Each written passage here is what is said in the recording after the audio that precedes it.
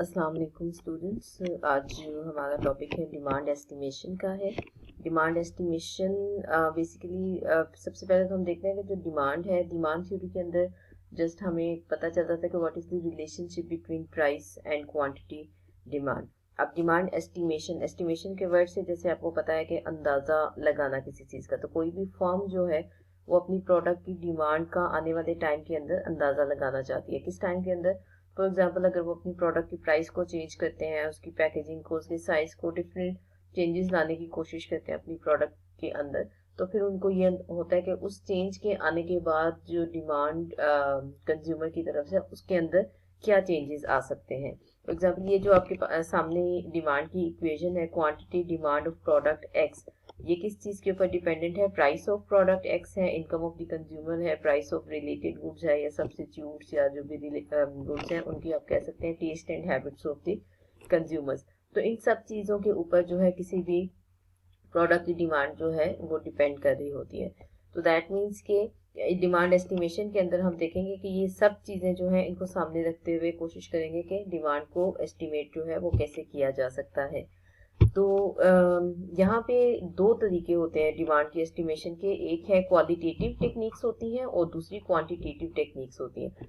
जो qualitative techniques हैं basically वो कंज्यूमर बिहेवियर से रिलेटेड होती हैं और मुख्तलिफ किस्म के सर्वेज जो हैं वो करके उनके ऊपर काम किया जाता है। जबकि जो क्वांटिटेटिव टेक्निक्स हैं उसमें हमारे पास स्टेटिस्टिकल टेक्निक्स होती हैं, ठीक है, जिस तरह रिग्रेशन एनालिसिस है, वहाँ पे हम जाके स्टेटिस्टिकली शो करते हैं कि किस तरीके से डिमांड की एस्टिमेशन की जा सकती है। लेकिन जो क्वालिटेटिव टेक्निक्स हैं उसमें डिफरेंट मेथड्स आते हैं। तो सबसे पहले जो है हम इसके अंदर क्वालिटेटिव टेक्निक्स ही जो है उनको डिस्कस करेंगे। बेसिकली जो आपके स्टेटिस्टिकल टेक्निक्स होती है ना, वो आपके पास्ट डेटा के ऊपर डिपेंड कर रही होती है कि पिछले कुछ सालों का डेटा आप इकट्ठा करते हैं और उसकी बेस पे फिर आने वाले टाइम की जो डिमांड है उसको एस्टिमेट करने की कोशिश करते हैं।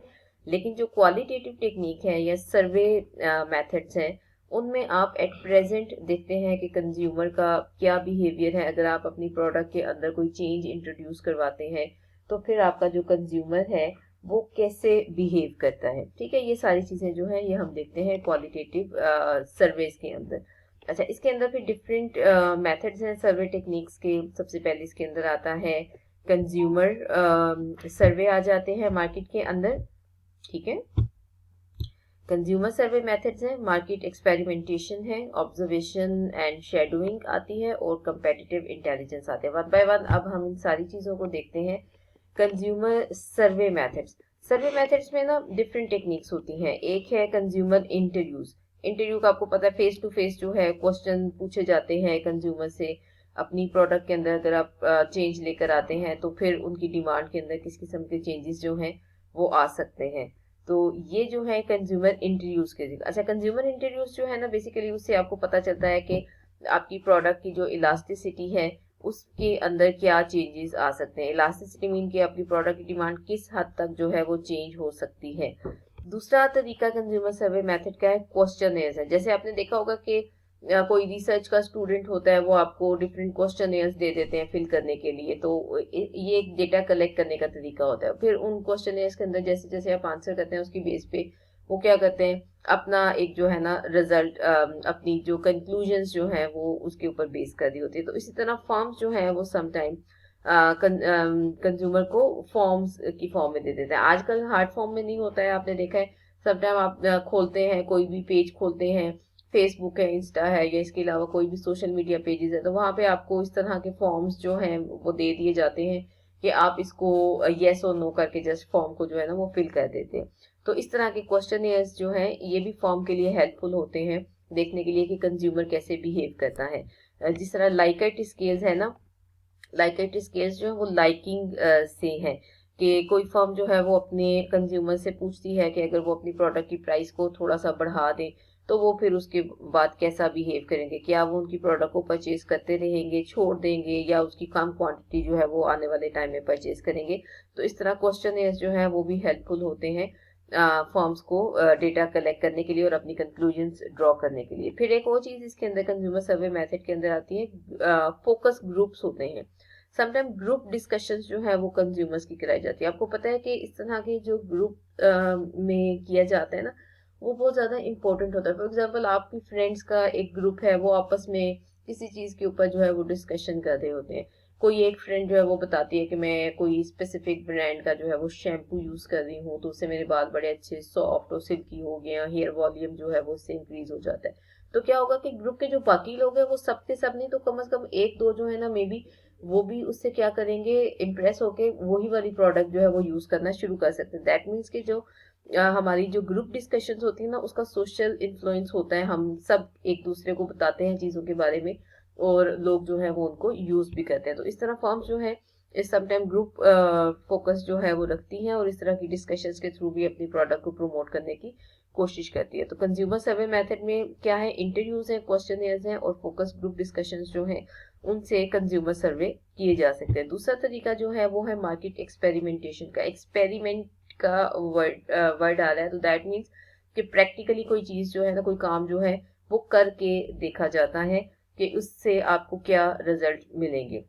इसमें सबसे पहले लेबोरेटरी एक्सपेरिमेंट है। लेबोरेटरी एक्सपेरिमेंट डजंट मीन कि कोई लेबोरेटरी और वहां पे जो है फॉर्म अपना कोई एक्सपेरिमेंट करिए। बेसिकली कुछ लोगों को जिस तरह एक इमेजिनरी होता है ना, कुछ पैसे दे दिए जाते हैं और उनको कहा जाता है कि वो शॉपिंग जो है इन पैसों के अंदर अंदर करें। तो देखा जाता है कि वो कौन सी चीजें परचेज करते हैं। अगर आपका जो फॉर्म है वो अपनी प्रोडक्ट की पैकेजिंग को चेंज कर देता है, प्राइसेस को चेंज कर देता है, तो फिर वो जो कंज्यूमर्स हैं वो किस तरीके से अपनी दी गई पैसे जो है उनको खर्च करते हैं इन चीज़ों के ऊपर, प्रोडक्ट की पैकिंग और उसकी प्राइसेस जो है वो चेंज होने के बाद। फिर इसके अंदर आ जाती है टेस्ट मार्केटिंग।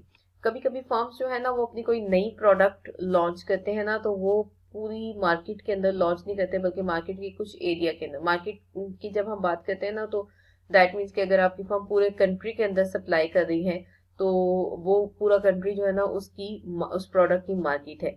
तो जब कोई नई चीज जो है ना टेस्ट मार्केटिंग की जाती है, तो उसमें ऐसा किया जाता है कि कोई एक एरिया सिलेक्ट कर लिया। फॉर एग्जांपल मैं कहूँ कि एक फॉर्म है, वो सिर्फ इस्लामाबाद के अंदर जो है वो अपनी न्यू प्रोडक्ट लॉन्च करके देख लिया कि लोग उसको कैसे रिस्पॉन्स करते हैं, ठीक है। तो एक एरिया के अंदर अगर उनका टेस्ट मार्केटिंग सक्सेसफुल हो जाता है, तो वो फिर उस प्रोडक्ट को आहिस्ता आहिस्ता बाकी सिटीज के अंदर और बाकी मार्केट्स के अंदर भी इंट्रोड्यूस करवा देते हैं। तो यहाँ पे बेसिकली जो है ना वो ट्रायल किया जाता है। कोई नई चीज एक एरिया के अंदर इंट्रोड्यूस करवा के देखा जाता है कि उसको कितने लोग परचेज करते हैं और कितने लोग फिर ऐसे हैं जो उसको दूसरी और तीसरी मरतबा भी परचेज करते हैं, ठीक है। जो दूसरी और तीसरी बार परचेज करें दैट मीन्स कि वो आपके रेगुलर कस्टमर जो है वो आपकी प्रोडक्ट के बन जाते हैं। तो ये टेस्ट मार्केटिंग जो है एक small piece of small area of market के ऊपर इसको टेस्ट किया जाता है, उसके बाद जो है उसको बाकी मार्केट्स के अंदर इम्प्लीमेंट किया जाता है अगर वो सक्सेसफुल हो जाता है आपका स्मॉल एरिया के अंदर। तो इसके अलावा एक और चीज इसके अंदर थी, ए बी टेस्टिंग इसको कहती है, कहा जाता है डिजिटल मार्केट्स कहा जाता है। डिजिटल मार्केट्स मोस्टली जो है ये ई कॉमर्स से रिलेटेड है। यहाँ पे क्या करते हैं, कुछ फर्म्स होती हैं वो अपने मुख्तलिफ एक ही प्रोडक्ट है और उसके लिए डिफरेंट पेजेस बनाते हैं। डिफरेंट पेजेस इन मीन के उनका जो डिस्क्रिप्शन है वो डिफरेंट होती हैं, प्राइसेस डिफरेंट शो होती हैं। आपने कभी देखा हो जिस तरह हमारा एक क्लॉथिंग ब्रांड है खादी है, अगर आप उसका पेज खोलते हैं ना, उस पे जाए तो वो सबसे पहले आपसे लोकेशन पूछते हैं कि आप किस कंट्री में, आप यूएसए में, यूके में, या पाकिस्तान में। अगर आप हम ऑब्वियसली पाकिस्तान वाला पेज जो है वो क्लिक करते हैं। पाकिस्तान वाला पेज क्लिक करेंगे तो हमें प्रोडक्ट्स जो शो होंगी ना उनकी प्राइसेस हमें पाकिस्तानी रुपीस के अंदर शो की जाएंगी। वही पेज अगर आप कभी खोल के देखें यूएसए के लिए, यूके के लिए, तो वहां पे समटाइम प्रोडक्ट्स भी चेंज होती हैं और उनकी प्राइसेस जो है वो यूएसए की और यूके की करेंसी के अंदर वो शो की जाती है। यानी कि जिस भी कंट्री की आप पेज को क्लिक करते हैं उसकी प्राइस जो है उस कंट्री की करेंसी के अंदर ही वहां पर शो की जा रही होती है।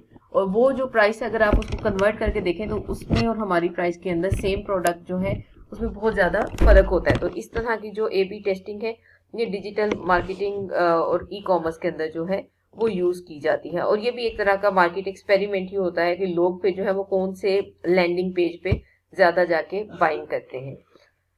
थर्ड नंबर पे यहाँ पे फिर जो सर्वे मेथड है उसमें आ जाते हैं ऑब्जर्वेशंस एंड शेडोइंग आ जाती है। इसमें जो है ना आपने बेसिकली ये आपकी फर्म जो है वो ये देखती है कि आपकी प्रोडक्ट अगर मार्केट के अंदर अवेलेबल नहीं होती है या उसके अंदर किसी किस्म का शॉर्टेज क्रिएट होता है, तो फिर कंज्यूमर जो है वो किस तरीके से बिहेव करता है। ठीक है, यानी कि अब आपने देखना है खाली अपनी प्रोडक्ट की डिमांड को नहीं देखना, बल्कि अपने साथ जो मार्केट के अंदर कंपेटिटर्स बैठे हुए हैं आपने उनको भी देखना है। कंपेटिटर्स हो या आपकी प्रोडक्ट के साथ कोई दूसरी चीज जो परचेज की जा रही है उसकी डिमांड को भी देखना है कि सिर्फ आपकी अपनी प्राइस और पैकेजिंग और क्वांटिटी को चेंज करने से डिमांड चेंज नहीं होती, बल्कि जो दूसरी चीजें हैं जो आपकी प्रोडक्ट के साथ रिलेटेड हैं उनकी भी डिमांड और प्राइस चेंज होने से आपकी प्रोडक्ट की डिमांड जो है वो इफेक्ट हो सकती है। इसमें आता है पॉइंट ऑफ सेल्स या डेटा एनालिसिस आता है। इसमें क्या कहते हैं, examining what else people buy alongside competing products to identify cross price elasticity of demand का बेसिकली यहाँ पे कॉन्सेप्ट जो है वो आता है। फॉर एग्जांपल, अगर ब्रेड की प्राइसेस इंक्रीज हो जाती हैं और आपका जो ब्रांड है वो बटर सेल कर रहा है, तो ब्रेड की प्राइसेस राइज होने से आपके बटर की जो डिमांड है उसके ऊपर क्या इफेक्ट आता है, ये जो है ना ये हमारा point of sales data analysis के अंदर आ जाता है। नेक्स्ट जो है इसमें आ जाती है फिर कंपेटिटिव इंटेलिजेंस होती है। ये बड़ी एक इंपॉर्टेंट चीज होती है, ये भी कंपेटिटर से ही रिलेटेड है। ये अपनी प्रोडक्ट की जो डिमांड है उसको एस्टिमेट करने के लिए आप जो है ना अपना फोकस अपने कंपेटिटर के ऊपर कर रहे हैं। ठीक है, कैसे करते हैं, उसमें आती है benchmarking, analysing the sales volume and market share of the closest competitor to set a ceiling for your own demand estimation। आप देखेंगे कि आपका जो क्लोजेस्ट कंपेटिटर है मार्केट के अंदर वो कितनी प्रोडक्ट जो है वो अपनी मार्केट के अंदर सप्लाई कर रहा होता है, कितना उसका मार्केट का शेयर है और वो किस प्राइस के ऊपर सेल कर रहा है। यानी कि आप अपनी डिमांड एस्टिमेशन के साथ साथ क्या कर रहे हैं, अपने कंपेटिटर की भी डिमांड एस्टिमेशन जो है वो करने की कोशिश करते हैं, और वो जाहिर है वो आप मार्केट के अंदर जाके ही कर सकते हैं। उसके लिए आप करते हैं मिस्ट्री शॉपिंग। मिस्ट्री शॉपिंग में क्या करते हैं कि आप अपने रिसर्चर को अपने कंपेटिटर के जो भी लोकेशंस हैं, शॉप्स हैं, वहां पर भेजते हैं और वहां पे जाके आप चेक करवाते हैं कि उनकी जो भी आउटलेट्स हैं या जो शॉप्स हैं वहां पे कितने कंज्यूमर्स आ रहे हैं, क्या आउटकम है, उनकी प्रोडक्ट्स जो है वो कितनी प्राइसेस पे सेल हो रही है। फॉर एग्जांपल, कोई भी एक जो खादी का आप कह रहे हैं कि वर्कर है, रिसर्चर है, वो क्या कह रहा है, वो डिफरेंट लाइमलाइट पे, सेफायर पे और जितने और किसी जो भी क्लोथिंग ब्रांड्स हैं उन पे शॉप्स पे, उनके आउटलेट्स पे जाके डेटा कलेक्ट करता है कि कहाँ पे कितनी पब्लिक जो है वो आ रही है, उनकी प्रोडक्ट्स किस किस नेचर की हैं और किस किस प्राइस रेंज के अंदर फॉल कर रही हैं। तो वो सारी डेटा जो है वो कलेक्ट करके फिर उसके बाद भी आप अपनी स्ट्रेटेजी को सेट करते हैं, यानी कि अपने कंपेटिटर की जो स्ट्रेटेजी है उसको अपने सामने रख के फिर आप जो है वो अपनी स्ट्रेटेजी को प्लान करते हैं। तो ये जो है ना ये चार आपके पास डिफरेंट मेथड्स हैं कंज्यूमर सर्वे के, उसको थोड़ा सा बस एक बार नजर दोबारा देखते हैं। कंज्यूमर सर्वे मेथड है, इसमें इंटरव्यूज है, क्वेश्चनर्स हैं, ग्रुप डिस्कशंस हैं। उसके बाद मार्केट एक्सपेरिमेंटेशन में हमने कहा कि जी टेस्ट मार्केटिंग है, स्मॉल एरिया के ऊपर टेस्ट करते हैं, लेबोरेटरी एक्सपेरिमेंटेशन है, ए बी टेस्टिंग है, और शेडोइंग है और ऑब्जर्वेशन है, प्लस इसके अंदर इन दी एंड आ जाता है कंपेटिटिव इंटेलिजेंस, जिसमें आप अपने कंपेटिटर को स्टडी करते हैं, अपने से ज्यादा जो है कंपेटिटर को स्टडी करके उसकी स्ट्रेटजीज को स्टडी करके और अपनी पॉलिसी जो है वो आप यहाँ पर सेट करते हैं।